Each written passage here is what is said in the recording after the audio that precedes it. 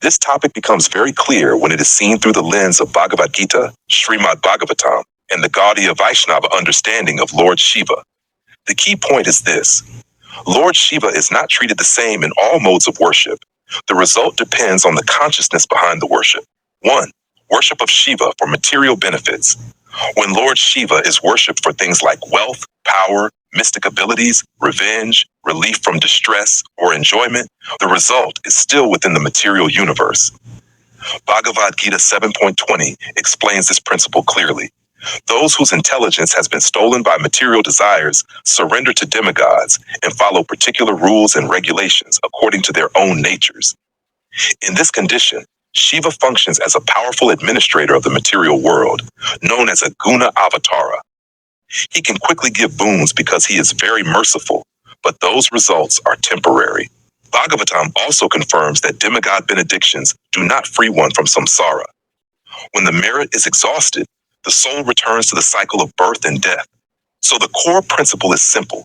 Material desire plus demigod worship equals temporary results inside the material realm. 2. Worship of Shiva as a Vaishnava devotee. There is a completely different level of understanding when Shiva is seen as the greatest devotee of Vishnu or Krishna. This is very important in Srimad Bhagavatam. Shiva himself glorifies Vishnu as supreme. In Bhagavatam 12:13-16, it is said that Lord Shiva is the topmost Vaishnava, Vaishnavan Yata Shambhu. In this mood, Shiva is not worshipped for material gain. Instead, he is honored as a pure servant of Krishna. So when someone prays, "O Lord Shiva, please bless me with pure devotion to Krishna," that prayer is no longer material, it is spiritual. It is aligned with Shiva's own inner desire, which is to guide souls toward Vishnu. 3. The concept of Sadashiva. In Gaudiya Vaishnava understanding, Sadashiva is not an ordinary expansion within material creation. He is a very high transcendental manifestation connected with the spiritual reality, sometimes described as the boundary between the spiritual and material worlds.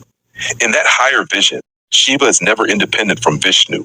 He is always dependent, always subordinate, always serving. So worship directed towards Sadashiva in the mood of pure devotion ultimately converges on Vishnu or Krishna. 4. What Shiva himself wants. Across Puranic references and Vaishnav commentary, one consistent message appears. Shiva does not want to be the final destination of worship. He is called Ashutosh, easily pleased, because he gives boons quickly, even to materialistic worshippers. But internally, he is deeply devoted to Narayan. His real pleasure is when souls turn away from material desire and take shelter of Krishna. So Shiva's mercy operates in 2 ways.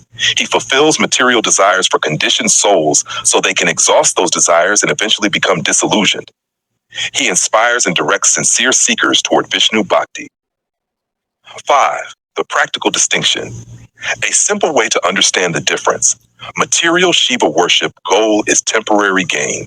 Result is temporary within material nature. Cycle continues. Devotional Shiva respect goal is Krishna Bhakti. Result is spiritual advancement. Shiva becomes a guide toward Vishnu. So the same personality is approached with 2 very different intentions, and the outcomes differ accordingly. 6. The conclusion in Gaudiya Vaishnava vision. Everything ultimately centers on Krishna as the supreme personality of Godhead.